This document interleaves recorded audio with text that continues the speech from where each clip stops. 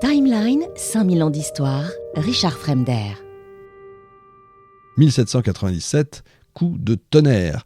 Washington refuse un troisième mandat. Et oui, il n'y a pas encore, il faudra attendre très longtemps, il faudra attendre la Deuxième Guerre mondiale pour avoir le 2 mandats maximum et pas 3 consécutifs, etc., etc.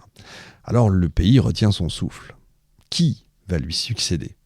Jefferson ? Hamilton ? Personne en fait ne s'entend. Et c'est alors que, par un concours d'alliances, de division et de stratégie que personne ne maîtrise véritablement, eh bien John Adams est élu 2e président des États-Unis. Et c'est pas une victoire éclatante, on ne chante pas dans les rues, c'est pas le genre. C'est une élection arrachée, confuse, disputée, mais c'est une élection quand même, elle est réelle, et Adams devient le premier président non mythique.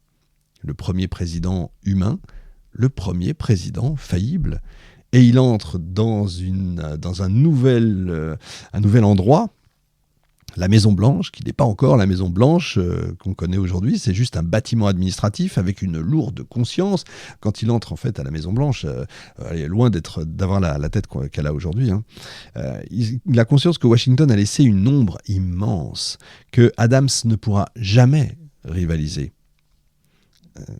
Son mandat commence en plus dans un contexte explosif. La France révolutionnaire et l'Angleterre monarchique s'affrontent en Europe. Les États-Unis, jeunes, encore faibles, désargentés, sont pris en étau. Chaque camp exige des États-Unis une prise de position. Pour les Anglais, quand même, ils ont peur de rien. Et chaque camp menace. Dans le pays, vous avez 2 partis politiques qui sont en train d'émerger. Vous avez les fédéralistes, menés officieusement par Hamilton, et vous avez les républicains démocrates, menés par Jefferson. Et au milieu, un homme seul, John Adams, toujours seul. Hamilton, dans le même camp théorique pourtant, le déteste. Il le trouve terne, trop indépendant, trop imprévisible. Jefferson, son ancien ami du Congrès, est devenu maintenant son rival politique, et il l'accuse presque de monarchisme. Les journaux l'étrillent, les caricatures le ridiculisent, les attaques se multiplient. Alors il pourrait céder, il pourrait devenir partisan, il pourrait aussi chercher la vengeance, mais pas du tout. Il veut une chose, éviter la guerre, parce qu'une guerre, il le sait, ruinerait le jeune pays avant même qu'il ait grandi. Le problème, c'est que la France insulte publiquement les États-Unis. Elle saisit leurs navires, elle menace leurs diplomates. Adams devrait réagir, mais comment ? En patriote sanguin ? En président prudent ? Sa décision, longtemps incomprise, est l'une des plus courageuses en fait de sa carrière. Il envoie une délégation secrète, négocier. En parallèle, il renforce, donc dans le même temps, il renforce la marine américaine discrètement, patiemment, il prépare le pays à la guerre tout en cherchant à l'éviter. C'est intéressant, si vous avez l'occasion, écoutez l'interview que j'ai faite de M. Schneckenberg sur la quasi-guerre. C'est le moment où la France a failli être en guerre face aux États-Unis. Ça a permis aux États-Unis, qui se posaient la question de savoir si l'armée allait être fédérale ou nationale. Eh bien, grâce à nous, ou à cause de nous, elle est devenue l'US Army, et non pas l'armée de Pennsylvanie, l'armée de machin, l'armée de trucs. Donc l'US Army, donc la première, ça a été l'US Navy qui a commencé, et puis derrière l'US Army tout court. Alors ses ennemis crient à la trahison. Hamilton veut l'attaquer frontalement. Jefferson l'accuse de vouloir instaurer une tyrannie. N'importe quoi. Adams tient bon, il est insulté, calomnié, encore une fois, isolé. Et puis, miracle discret, les négociations aboutissent, la France recule, les États-Unis évitent la guerre, la nation reste intacte. Alors, on imagine qu'il devrait être applaudi. Non, au lieu d'être applaudi pour ça, Adams perd l'élection suivante. L'élection de 1800, on peut dire que c'est un véritable carnage politique. Jefferson et Adams s'affrontent à coups de journaux, de pamphlets, de calomnies. On accuse Adams de comploter contre la Constitution. On accuse Jefferson d'être un agent français. On parle même déjà de conspiration étrangère. Adams perd. Dans un mélange d'amertume, de dignité, de tristesse, il quitte la capitale avant même l'investiture de Jefferson. Il part en calèche, seul, Dans le froid de la nuit, il rentre dans sa ferme du Massachusetts.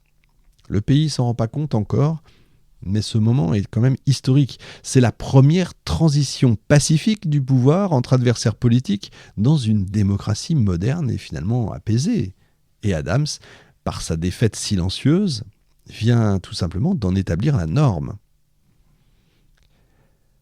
On lui a reproché, si je faisais un bilan, on lui a reproché son caractère, on lui a reproché sa raideur, on lui a reproché son manque de charme. On oublie souvent quand même une chose essentielle.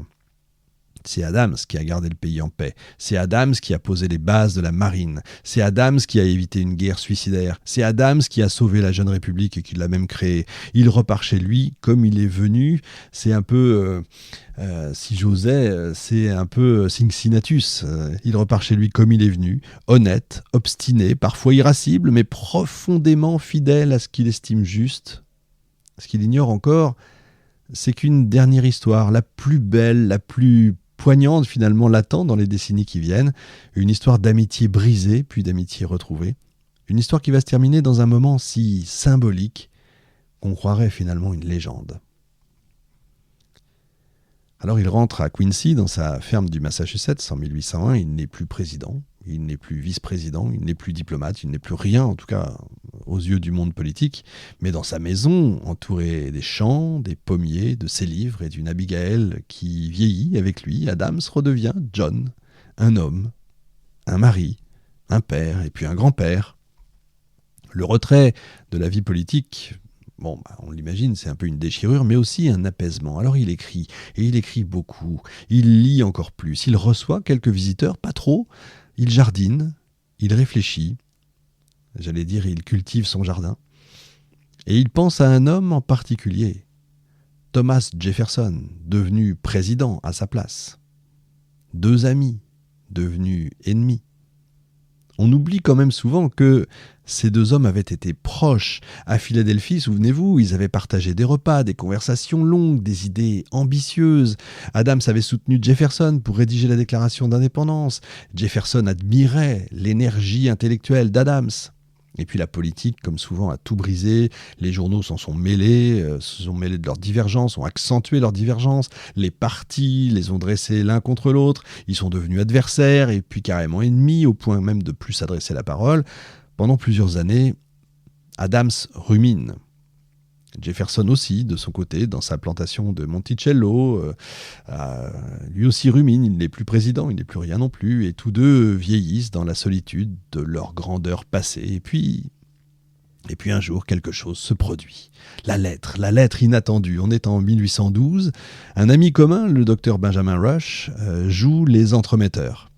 Il écrit à chacun qu'ils regrettent leur silence, qu'ils se manquent l'un à l'autre, qu'ils sont faits pour se parler. Adams hésite, Jefferson aussi, et puis Adams, le plus impulsif finalement des deux, cède. Le 1er janvier 1812, il écrit une lettre sobre, digne, un peu sèche comme d'habitude, mais profondément humaine. Quelques lignes seulement, le geste d'un homme qui tend la main sans trop montrer qu'il y tient. Et Jefferson répond. Et là commence l'une des plus belles correspondances de l'histoire. Une amitié renaît, mais différente. Les lettres s'enchaînent, elles parlent de tout, de la Révolution, de la philosophie, des livres, de la France, de Dieu, de la politique, du vieillissement, des enfants, etc., etc.